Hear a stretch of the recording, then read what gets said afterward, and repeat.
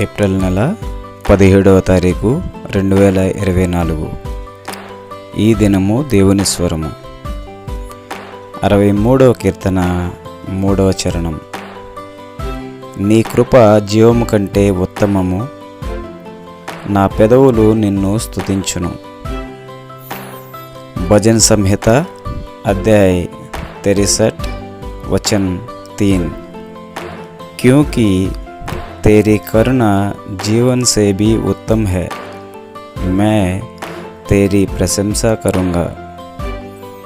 Psalms chapter 63 verse 3.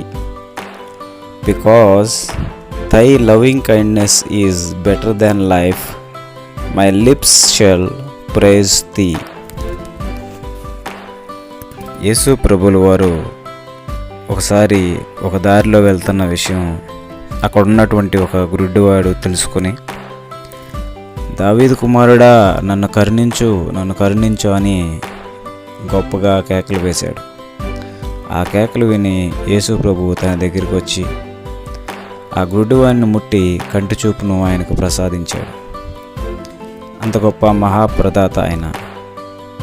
అదేవిధంగా 10 మంది కుష్ఠవ్యాధి కలిగినటువంటి వారు యేసు ప్రభువుల వారి దగ్గరికి వచ్చి, అయ్యా మమ్మల్ని అందరూ అసహించుకుంటున్నారు, మమ్మల్ని ఊరి బయటికి వెలివేస్తున్నారు అని ఆయన దగ్గరికి వచ్చి మొరపెట్టుకున్నప్పుడు ఆయన వారిని తాకి స్వస్థపరిచినటువంటి గొప్ప దేవుడు.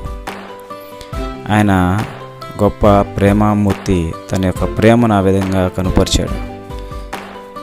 దేవుడు ఎంత గొప్ప ప్రేమామూర్తో ఆ 2 సందర్భాలను బట్టి మనకు అర్థమవుతూ ఉంది.